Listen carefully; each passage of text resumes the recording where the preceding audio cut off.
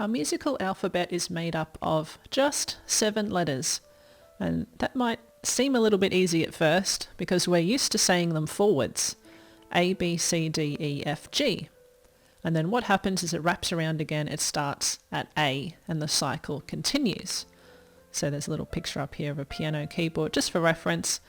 A, B, C, D, E, F, G, A, B, and it would just keep going. Now what we really want to do to get comfortable with using this new set of notes here is being able to go backwards as well, and also being able to jump over notes and getting used to a few different patterns. There are some very main reoccurring patterns that is in all of our music, and we're going to have a look at those in just a sec. But something good to practice is literally just saying G, F, E, D, C, B, A. G, F, E, D, C, B, A. Just go over it a few times. Might sound like a bit of a weirdo if you're sitting there at home with your headphones on. But it's very helpful to get used to these letters in a lot of different combinations because they're not always going to be in this nice order. And it might not always start at A. So you want to get used to C, D, E, F, G.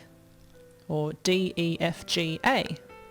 So use this picture at the top just to get used to running them in different ways in different sequences, but definitely going backwards is a big help.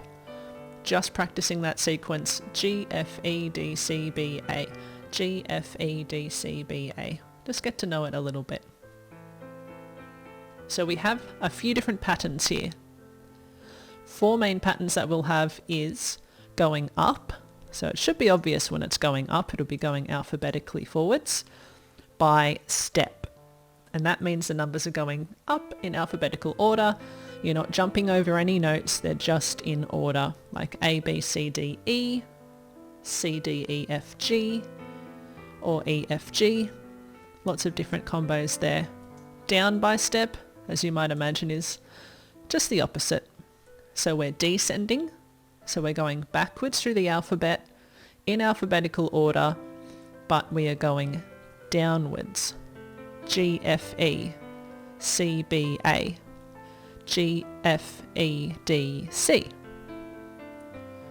Up by skip. That's when we're jumping over a letter. So you can still say each letter in your head, but say each second letter out loud, like A, B, C, D, E, F, G, to get used to jumping over them. So we get C, E, G, D, F, A, C, E, B, D, F. Have a look at the picture up the top just to get used to jumping over one note. This is probably the trickiest one, is going down in alphabetical order, going backwards, and you're jumping over a note. G, E, C, E, C, A, and so on.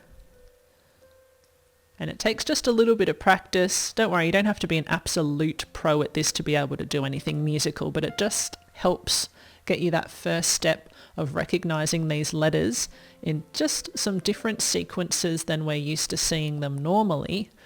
So use this as a bit of a guide. Get used to going forwards, even A, C, E.